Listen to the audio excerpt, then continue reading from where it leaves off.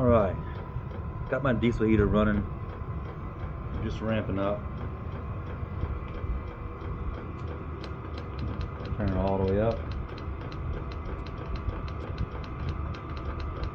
This is a Y valve designed to use a heater, not this one, in my houseboat.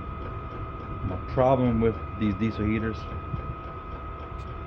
it's got a 10-minute warm-up time and about a 5-minute cool-down time whenever you reach your target temperature. So even on low, it's going to cook in my houseboat. It's really too much heat. My houseboat's only 92 square feet, so I can get the cracks and windows open and deal with the current heater configuration. But I've come up with, I think, a better idea. This is a Y valve. It's got manual knobs. I got rid of the manual knobs and I linked the two butterflies together. One's open, one's closed. So what this does, right now I'm getting full heat out of this side. So let's say this one goes into my cabin, this one I'm gonna dump overboard under the houseboat, or I can put in my water storage cabinet to put heat in there. So when I close this one off, it slows down the airflow and directs it out this side to where I have less volume coming out. This way I barely have any heat coming out. This is it's like a manual heat control, and all the heat's direct out of here. So when I close this one, it's all coming out of this side, which will be going overboard. This way it doesn't restrict the airflow, because if I block this one off, it restricts the airflow. You're gonna overheat the heater. This way, as long as this never gets blocked, I can finally control how much heat goes on the inside of my houseboat. And this is a simple Y valve. I'll leave a link. I bought off Amazon, and I designed and 3D printed these levers to take the place of the factory knobs, which it wasn't that hard to design, but it wasn't as easy as it looked to design it. This is not the finished product, because I need to decide if I'm going to put where I mount the valve. I can put a longer stem on here with a knob outside of my cabinet, to where I can turn the knob to control it. Or I can put a cable and a lever, to where when I pull the cable, it's going to control it. You can hear the sound change. It doesn't restrict my airflow. It's been running for about 40 minutes now. No error codes, nothing. And this is made out of ABS plastic, and this is printed in PETG. It's going to handle the heat just fine, because this won't get very hot. There's a temporary bar, piece of stainless wire. But I could have linked this either direction to where both butterflies work together, or opposite. I chose to go opposite to suit my purpose. And right now I barely feel any warm air coming out of this side, because it's not 100% sealed. There's a little gap on the top and the bottom, and when I start to crack it open, I feel more heat, and it's taking away heat from escaping on the bottom. The bottom side's hot. My hand's in front of it. But the more I crack it open, it splits the heat evenly between the two. And now I have full heat coming out of this one to get my cabin nice, warm, and toasty. And I can cut my heater down to low. And if it's still too much heat on low, then that's when this valve comes into play. So if I find that's still too much heat and it's starting to get too hot, you know it's getting too hot in my houseboat when the windows start sweating on the inside. And that means it's getting too warm. It's usually about 72 degrees. My windows start sweating if it's 40 Fahrenheit outside. So on low, if it's still too much heat, I can divert it and control finally how much air I want going inside my cabin. And that's all come out the bottom. I know I keep repeating myself. It's a cool concept. What made me think of it was on hot rods, exhaust cutout valves, to where you can run your factory exhaust, but you pull like a knob, and it's hooked to a cable, and it opens up a header dump, and then it bypasses your mufflers and gives you open headers. I was going to go that route, but those valves are $100, and it really wouldn't have served my purpose. I had to buy two of them, and do some cutting and welding. So I had to invest at least $200 into that. And then I came across this Y adapter with butterfly valves.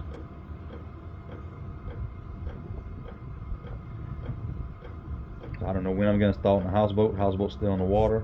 I would like to be working on it, but right now I'm currently building another floating dock for a customer, and I need the trailer, so the houseboat has to stay in the water. But yeah, thank y'all for checking it out. And once I install it, I'll let y'all know how good it works. But for now, I'm gonna let it run a little while longer. Do some more testing, make sure nothing gets overly hot. Crank it on up.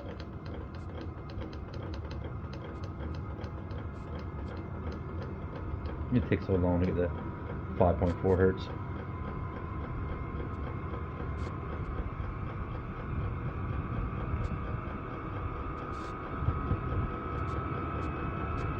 Closed, open. Half and half, full, nothing. It's really so simple.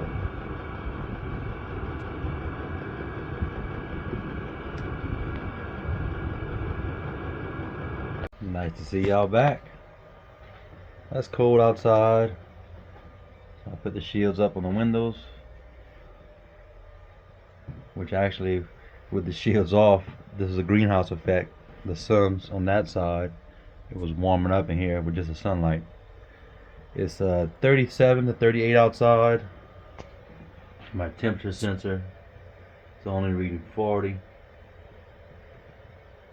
When I got here, Weather Channel says it was 38, which my truck says it was 37. But my outdoors temperature sensor was on the bow deck, out of the wind. It was reading 46 when I got here. Inside temperature is 58.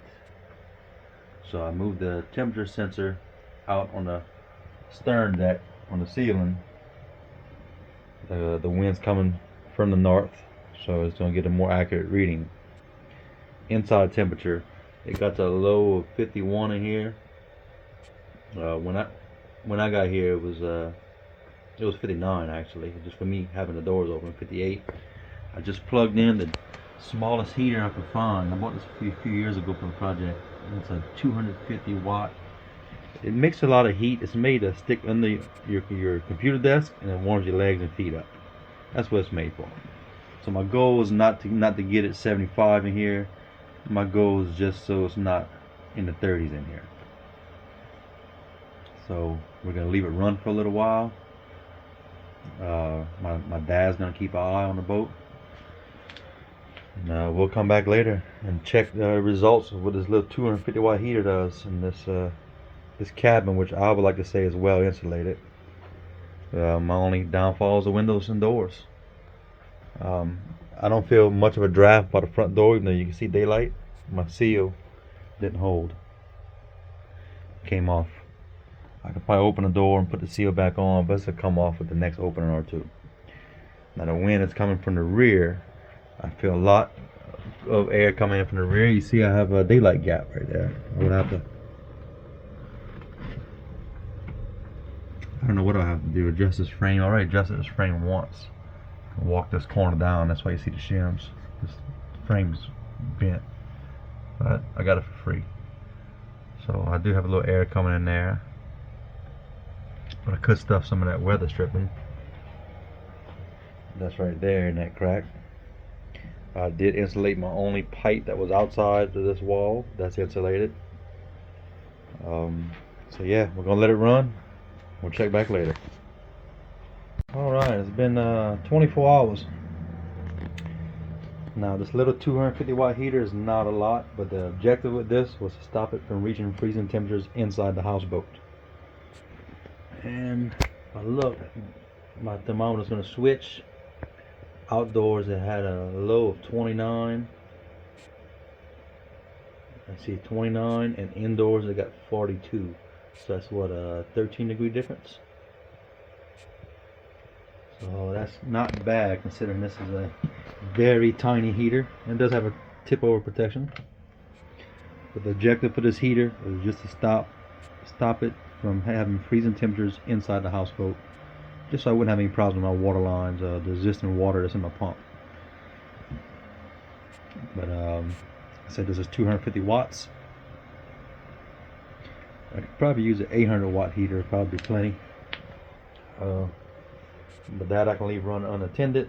For the buddy heater, I have to be here for it, and on low, it's 4,000 BTUs. It's too much heat in here on low.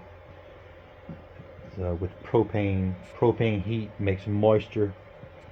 It's a wet heat, and walls start sweating, windows start sweating, and that's not really the kind of heat you want. That's like a temporary heat. It's actually sold as a patio outdoor heater, not for indoors.